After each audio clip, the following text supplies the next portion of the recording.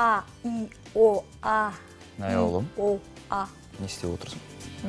Нұржан, бір мақаладан оқыдым, осындай жаттығулармен ерінде массаж жасаса, оның көлемі үлкейеді екен. Бір жасағаннан үлкейіп кетпейтін шығар енді.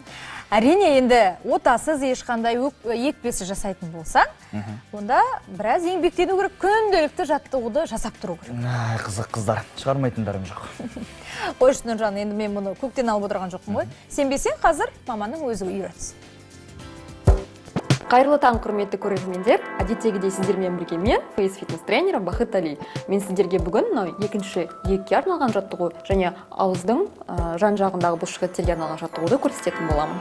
Бірінші жаттығу ол екінші екіге арналған жаттығу. Ол үшін бұлшықет деңгейінде, яғни өте терең деңгейде осылай, яғни өзімізге массаж жасаймыз. Бұл массаж бір минут жасалынатын массаж. Яғни көбімізде осы екте лимфалардың немесе артық судың жинауына байланысты екінші ек пайда болады. Сондықтан да сол екінші ектен арылу үшін күнделікті таңертең өзіңізге осындай 1 минут массаж жасайтын болсаңыз, нәтижесі көп күттірмесі анық. Жаттығу аяқталды.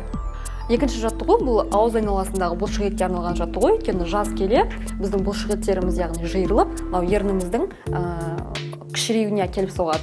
Сол бұлшықеттерді яғни қайтадан бір тонусқа келтіру үшін өз-өзімізге массаж жасауға болады. Ол массаж яғни былай жасалынады. Екі қолымызбен ауыз айналасындағы бұлшықеттерді аламыз. Содан кейін жақсылап тұрып, оларға яғни массаж жасаймыз. Бұл массаж 30 секунд жасалынады. Бұл жаттығудың екінші фазасы бар, яғни еріннің көлемді болып көріну үшін жаңағы екі ерніміздің ауыздың екі жағына екі қолымызды қоямыз даған қатты, яғни басамыз. Яғни осы позицияда 1 минут ұстаймыз.